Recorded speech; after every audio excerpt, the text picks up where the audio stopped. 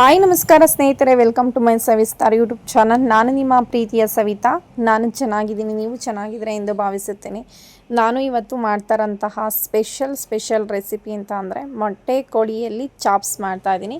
So ಇದು ತುಂಬಾ ಟೇಸ್ಟಿಯಾಗಿರುತ್ತೆ. ಅದನ್ನು ನಾಟಿ ಕೋಳಿ ಯಾವ ರೀತಿಯಾಗಿ ಟೇಸ್ಟ್ ಕೊಡುತ್ತೋ ಅದೇ ರೀತಿಯಾದ ಟೇಸ್ಟನ್ನು ಈ ಮೊಟ್ಟೆ ಕೋಳಿಯಲ್ಲಿ ಚಾಪ್ಸ್ ಮಾಡಿದ್ರೆ ಖಂಡಿತವಾಗಿ ಕೊಡುತ್ತೆ. ಒಮ್ಮೆ ಟ್ರೈ ಮಾಡಿ ನೋಡಲೇಬೇಕಾಗುತ್ತೆ ನೀವು.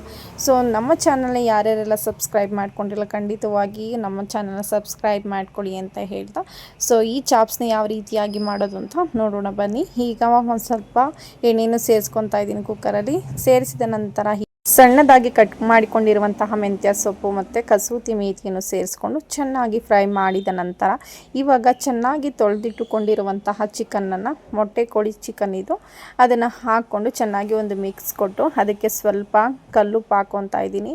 ಸ್ವಲ್ಪ ಅರಿಶಿಣದ ಪುಡಿ, ಸ್ವಲ್ಪ ಖಾರದ ಪುಡಿ ಹಾಕ್ಕೊಂಡು ಮಿಕ್ಸ್ ಕೊಡಬೇಕು. ಮಿಕ್ಸ್ ಕೊಟ್ಟಿದ ನಂತರನೇ ಅದು ಮೊಟ್ಟೆ ಸರ ಏನಿರುತ್ತೆ ಮೊಟ್ಟೆ ಕೋಳಿಯಲ್ಲಿ ಅದನ್ನು ಹಾಕ್ಕೊಬೇಕಾಗುತ್ತೆ. ಸೊ ಇವಾಗಲೇ ಹಾಕ್ಬಿಟ್ರೆ ಏನಾಗುತ್ತೆ, ಮೊಟ್ಟೆ ಅದೇ ಹಳದಿ ಭಾಗ ಏನಿರುತ್ತೆ ಒಂದು ಸ್ವಲ್ಪ ಕಲ್ತ್ಕೊಂಡ್ಬಿಡುತ್ತೆ. ಹಾಗಾಗಿ ಸೊ ಇದನ್ನು ಎಲ್ಲ ಮುಂಚೆನೇ ನಾವು ಚೆನ್ನಾಗಿ ಈ ರೀತಿಯಾಗಿ ಮಿಕ್ಸ್ ಮಾಡಿಕೊಂಡು ನಂತರವೇ ನಾವು ಮೊಟ್ಟೆ ಕೋಳಿ ಸರವನ್ನು ಸೇರಿಸ್ಕೊಂಡು ಜಸ್ಟ್ ಅದನ್ನು ಈ ರೀತಿಯಾಗಿ ಕ್ಲೋಸ್ ಮಾಡಿ ಒಂದು 7ರಿಂದ 8 ವಿಜಿಲ್ ಆಗೋಷ್ಟು ಬೇಯಿಸ್ಕೊಂಡು, ಈಗ ಒಂದು ಬಾಣಲಿಗೆ ಎಣ್ಣೆ, ಚಕ್ಕೆ, ಲವಂಗ, ಏಲಕ್ಕಿ ಕಾಯಿ, ಅದಕ್ಕೆ ಸೋಂಪು ಕಾಳು, ಕೊತ್ತಂಬರಿ ಬೀಜ, ಮೆಣಸುಕಾಳನ್ನು ಹಾಕಿಕೊಂಡು ಬೇಯಿಸಿದ ನಂತರ ಅದಕ್ಕೆ ಶುಂಠಿ, ಬೆಳ್ಳುಳ್ಳಿ ಮತ್ತು ಈರುಳ್ಳಿ, ಹಸಿಮೆಣಸಿನ್ಕಾಯಿ ಹಾಕಿ ಚೆನ್ನಾಗಿ ಫ್ರೈ ಮಾಡ್ಕೊಂಡ ನಂತರ ಅದಕ್ಕೆ ಗಸಗಸೆ, ಟೊಮ್ಯಾಟೊವನ್ನು ಸೇರಿಸ್ಕೊಂಡು ಅದ್ರ ಜೊತೆಗೆ ಸ್ವಲ್ಪ ಸಾಫ್ಟ್ ಆಗಲಿಕ್ಕೆ ಅರಿಶಿಣವನ್ನು ಹಾಕ್ಕೊಂಡು ಚೆನ್ನಾಗಿ ಫ್ರೈ ಮಾಡಿದ ನಂತರ ಕೊತ್ತಂಬರಿ ಸೊಪ್ಪು ಮತ್ತು ಪುದೀನ ಸೇರಿಸ್ಕೊಂಡು ಅದ್ರ ಜೊತೆಗೆ ಸಣ್ಣದಾಗಿ ಕಟ್ ಮಾಡ್ಕೊಂಡಿರುವಂತಹ ಪಾಲಕ್ ಸೊಪ್ಪನ್ನು ಸೇರಿಸ್ಕೊಬೇಕು.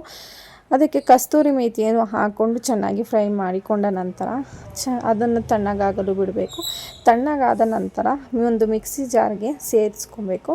ಸೇರಿಸಿಕೊಂಡು ಅದಕ್ಕೆ ಸ್ವಲ್ಪ ಕೊಬ್ಬರಿ ತುರಿಯನ್ನು ಸೇರಿಸ್ಕೊಂಡು ಸ್ವಲ್ಪ ಚೆನ್ನಾಗಿ ನುಣ್ಣಗೆ ರುಬ್ಕೊಬೇಕಾಗುತ್ತೆ. ನುಣ್ಣಗೆ ರುಬ್ಬಿದ ನಂತರ ಈಗ ನಾನು ಚಿಕನ್ ಬೆಂದಿದೆಯಲ್ವ ಅಂತ ನೋಡೋದಕ್ಕೆ ಓಪನ್ ಮಾಡಿದ್ರೆ ಚೆನ್ನಾಗಿ ಬೆಂದಿದೆ. ಒಂದು 7ರಿಂದ 8 ವಿಜಿಲ್ ಆಗೋಷ್ಟು ಬೇಯಿಸಿದ್ದೀನಿ. ನೋಡಿ ಚೆನ್ನಾಗಿ ಬಂದಿದೆ. ಸೊ ಯಾಕೆ ಮುಂಚೆಲೇ ಬೇಯಿಸಬೇಕು ಅಂತಂದರೆ ಇದು ಬೇಗ ಬೇಯೋದಿಲ್ಲ, ಹಾಗೆ ಸಪ್ರೇಟಾಗಿ ಬೇಯಿಸ್ಕೊಬೇಕಾಗುತ್ತೆ. ಈಗ ಒಂದು ಬಾಣಲಿಗೆ ಎಣ್ಣೆಯನ್ನು ಹಾಕ್ಕೊಂಡು ಚೆನ್ನಾಗಿ ಅದಕ್ಕೆ ಈರುಳ್ಳಿ ಹಾಕ್ಕೊಂಡು ಫ್ರೈ ಮಾಡಿದ ನಂತರ ಈಗ ಅದನ್ನು ರುಬ್ಬಿದ ಮಿಶ್ರಣವನ್ನು ಸೇರಿಸ್ಕೊಂಡು ಎಷ್ಟು ನೀರು ಬೇಕೋ ಅಷ್ಟು ನೀರನ್ನು ಇವಾಗಲೇ ಸೇರಿಸ್ಕೊಂಡು ಒಂದು ಸ್ವಲ್ಪ ಗರಂ ಮಸಾಲ ಹಾಕ್ಕೊಂಡಿದ್ದೀನಿ.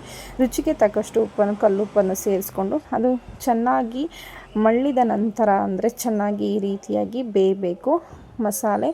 ಮಳ್ಳಿದ ನಂತರ ಇವಾಗ ಸಪ್ರೇಟಾಗಿ ಬೇಯಿಸಿ ಇಟ್ಟುಕೊಂಡಿರುವಂತಹ ಚಿಕನನ್ನು ನಾನು ಇದಕ್ಕೆ ಸೇರಿಸ್ಕೊತಾ ಇದ್ದೀನಿ. ಸೇರಿಸಿಕೊಂಡು ಚೆನ್ನಾಗಿ ಇದನ್ನು ಒಂದು ಮಿಕ್ಸ್ ಕೊಡಬೇಕಾಗುತ್ತೆ. ಮಿಕ್ಸ್ ಕೊಟ್ಟಿದ ನಂತರ ಸಣ್ಣದಾಗಿ ಕಟ್ ಮಾಡ್ಕೊಂಡಿರುವಂತಹ ಕೊತ್ತಂಬರಿ ಸೊಪ್ಪನ್ನು ಸೇರಿಸ್ಕೊತಾ ಇದ್ದೀನಿ. ಸೇರಿಸಿಕೊಂಡು ಅದನ್ನು ನಾನು ಒಂದು 5 ನಿಮಿಷಗಳ ಕಾಲ ಉಪ್ಪು ಖಾರ ಎಲ್ಲ ಚೆನ್ನಾಗಿ ಹಿಡಿಯೋವರೆಗೂ ಬೇಯಿಸಿದ ನಂತರ ಇವಾಗ ಬಿಸಿ ಆದಂತಹ ಚಿಕನ್ ಚಾಪ್ಸ್, ಅದರಲ್ಲೂ ಮೊಟ್ಟೆ ಕೋಳಿಯಲ್ಲಿ ಮಾಡಿದಂತಹ ಚಿಕನ್ ಚಾಪ್ಸ್ ರೆಡಿಯಾಗಿದೆ. ತುಂಬಾ ಟೇಸ್ಟಿಯಾಗಿರುತ್ತೆ. ನಾಟಿ ಕೋಳಿ ಯಾವ ರೀತಿ ಟೇಸ್ಟ್ ಕೊಡುತ್ತೋ ಅದೇ ರೀತಿಯಾದಂತಹ ಟೇಸ್ಟ್ ಕೊಡುತ್ತೆ. ಸೊ ನಿಮಗೂ ಇಷ್ಟ ಆಗಿದೆ ಎಂದು ಭಾವಿಸುತ್ತೇನೆ. ನೀವು ಕೂಡ ಈ ರೆಸಿಪಿಯನ್ನು ಟ್ರೈ ಮಾಡಿ ಅಂತ ಹೇಳ್ತಾ, ಸೊ ತುಂಬಾ ಚೆನ್ನಾಗಿರುತ್ತೆ. ಸೊ ಪಾಲಕ್ ಸೊಪ್ಪು ಹಾಕಿರೋದ್ರಿಂದ ಅದರಲ್ಲಿ ಐರನ್ ಕಂಟೆಂಟ್ ಜಾಸ್ತಿ ಇರೋದ್ರಿಂದ ಮಕ್ಕಳು ತಿನ್ನಲ್ಲ. ಈ ರೀತಿಯಾಗಿ ರುಚಿಯಾಗಿ ಮಾಡಿಕೊಟ್ರೆ ಮಕ್ಕಳು ಕೂಡ ಇಷ್ಟಪಟ್ಟು ತಿಂತಾರೆ. ಎಲ್ಲರೂ ಕೂಡ ಮನೆಯಲ್ಲಿ ಇಷ್ಟಪಟ್ಟು ತಿಂತಾರೆ ಅಂತಲೇ ಹೇಳ್ಬೋದು. ಈ ರೆಸಿಪಿ ನಿಮಗೆ ಇಷ್ಟವಾಗಿದ್ರೆ ನಮ್ಮ ಪೇಜ್ನ ಫಾಲೋ ಮಾಡಿ ಅಂತ ಹೇಳ್ತಾ, ಸೊ ಮುಂದಿನ ಒಳ್ಳೆಯ ರೆಸಿಪಿಯೊಂದಿಗೆ ನಾನು ನಿಮ್ಮ ಮುಂದೆ ಬರ್ತೀನಿ. ಸೊ ಅಲ್ಲಿವರೆಗೂ ಟೇಕ್ ಕೇರ್, ಬಾಯ್.